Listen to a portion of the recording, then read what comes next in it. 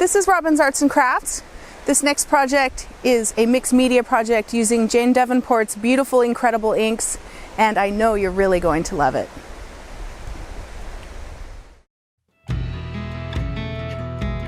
So this is my Jane Davenport journal. I really love the paper. Every other page is watercolor paper, and for this particular one you're going to want to use a watercolor paper. You can tell which one is watercolor paper because it has a texture to it. You're going to need a variety of brushes and some water, a palette, a stencil. A stencil of a flower would also be a good choice. Paper towels, black and white acrylic paint. This is the really cheap kind from Michael's. This is the dark blue in Jane's original acrylic line. I think it's the Brights palette. Some gold spray paint.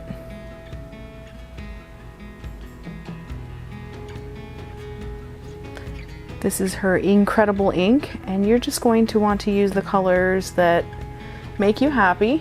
I think you want them all. I like to dilute it and put it in her spray bottles.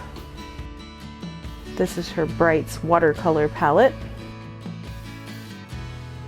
So what I'm going to be doing to start off is just taking the diluted Inkredible ink and spraying it. I'm going to use about 3 colors that I like together.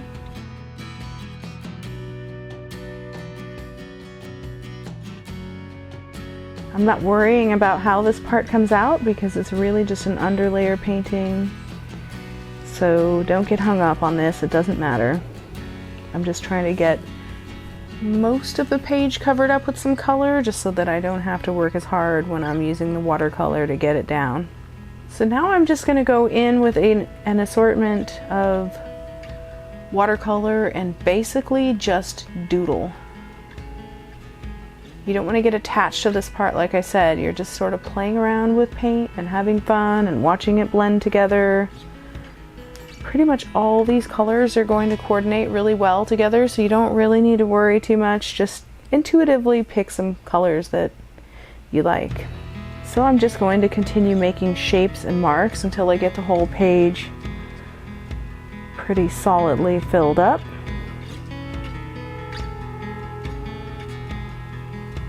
I suppose if you made a painting that's watercolor or with the Inkredible inks that you didn't like, that you wanted to paint over, this would be a good way to repurpose that page.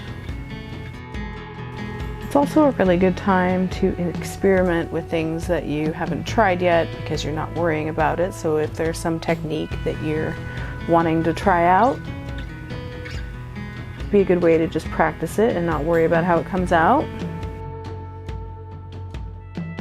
I'm really just totally playing around and I'm not concerned with what it looks like.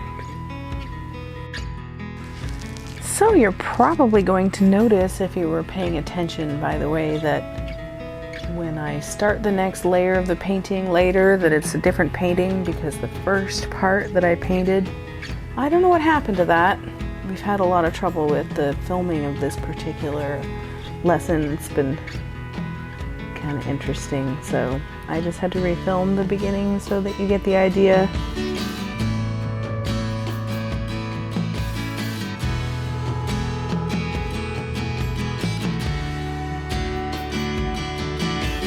Adding some splatters. It's fun to kind of mix it up and really fun to watch the pigments just mix and bleed together. It's one of my favorite things.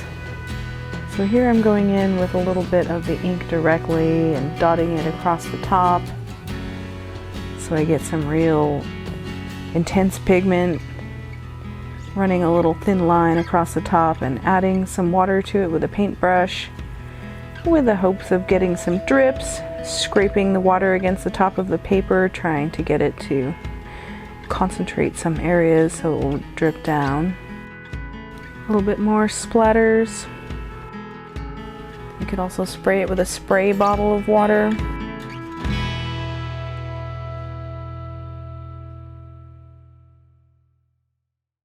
So here I am outside with a stencil and my already shaken up can of gold spray paint, and I decided that I wanted to put the stencil in a particular spot so that it created a flower in a lady's hair, so I intentionally placed it in this spot for a reason. Usually I'm a lot messier with the spray paint and it kind of ends up thicker on the front side of the stencil, and in this case I was just kind of having good luck, which is kind of the opposite of what I wanted, because I usually like to pick up all that extra paint and sploosh it back down on the other side so that it doesn't get wasted. And in the final one that I ended up painting, because it was a different underlayer painting here, there was a lot more gold actually involved in it, and so if you want it to come out more like the final, you're going to want to add just a little bit more of that. So here we are, stenciled, sprayed on top, and you're going to want some watercolor pencils, water and paper towels, your variety of paint brushes, and here's that famous blue paint. I'm going to be using the same watercolor palette as well. And in this one I'm using titanium white, which is a Blick. It's called Blickrylic. It's just a little less sterile than white. So I'm sketching out her eyes.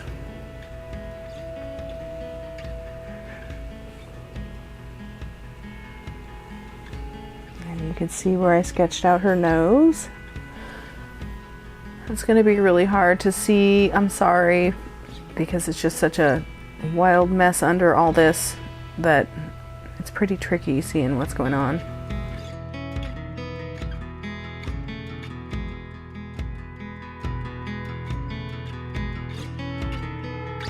You just want to get a face shape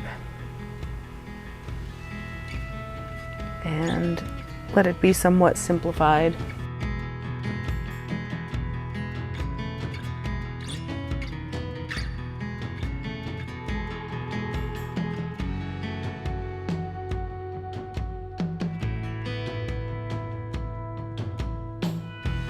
So you want a damp but not wet brush. You saw I wiped off the extra water, and I'm going to begin filling in her face, and I want to kind of use a soft flat brush that I can sort of scrub the acrylic into the media that's underneath. It will reactivate a little bit, and also in addition to tinting the white paint, you can kind of see through it a little bit, so it just kind of gives it a little bit more of a variety and life, and rather than just being flat and stark, I really like working in layers. It's much more interesting. So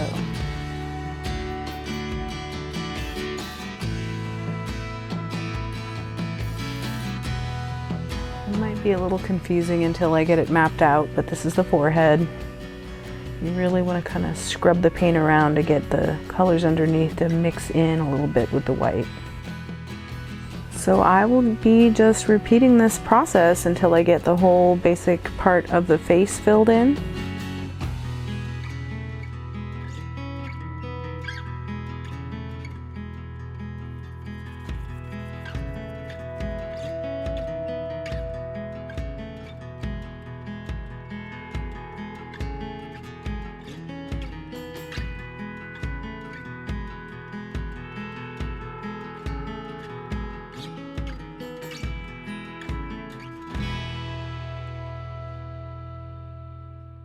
And I'm actually being careful not to actually paint right on top of the place where the watercolor pencil line is. You can see how I'm leaving some gaps where the lines are, so that rather than having it be a solid line of another color other than the white, what you're seeing is a layer underneath that makes up the lines of her face. So I just find that it's a little bit, it's different, it's a little more interesting. I like to try out new things.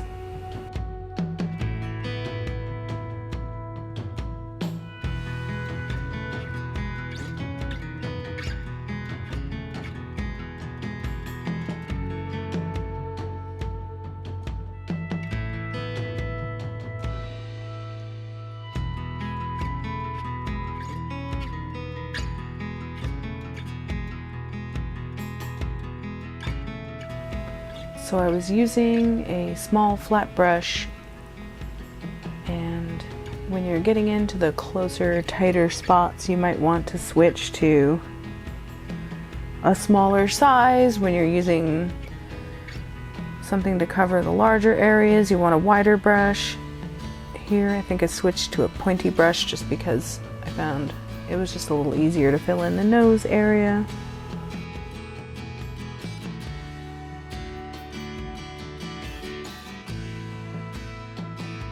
It's just helpful to have the right brush for the job that you're doing.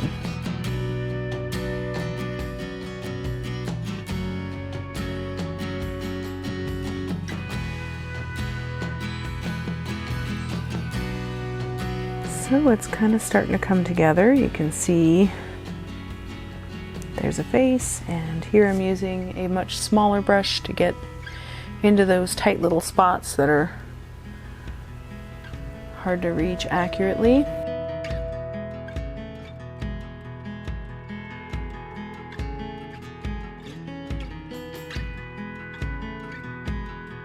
Remember to wet the brush and remove the excess water so that it's just really damp. It'll really just help the paint flow more smoothly.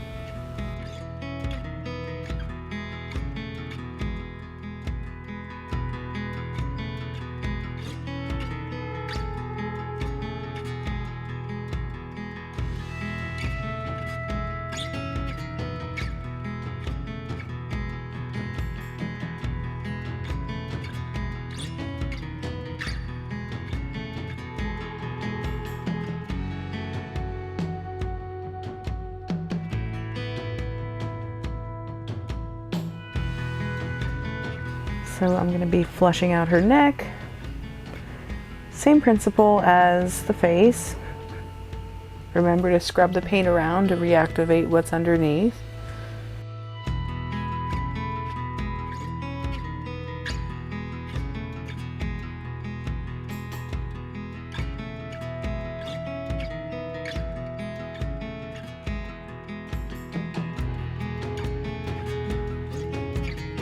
And you want this first layer to be somewhat transparent so that there's just a little bit of interest going on.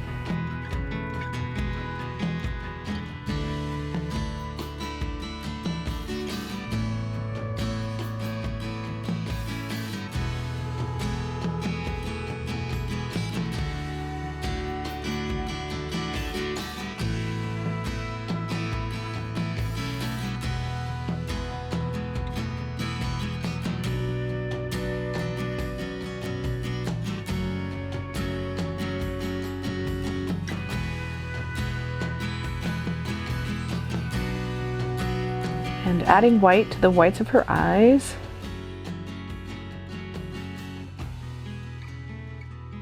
So here is that blue paint, and I really love it. When you get it wet, it kind of has really watercolory effects. When you paint with it more solidly, it's more opaque. It goes beautifully with all of the colors in her line, so it's pretty much perfection, and we all need to ask Jane to make it in a bigger size because you know you want more of it.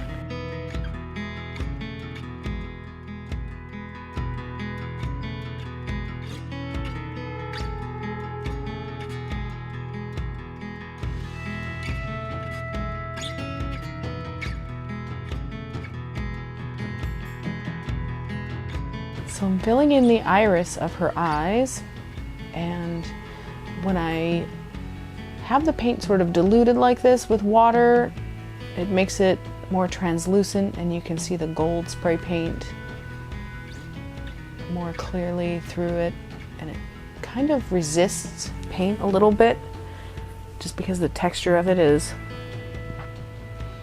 well, not really meant to be painted on top of. So the more water that's in it, the more it will want to resist the gold. And I really just went around the edge of the iris and kind of feathered it in so that you could really see the gold. Feathering it with more water just to give it a little bit of like depth and seeing what's underneath.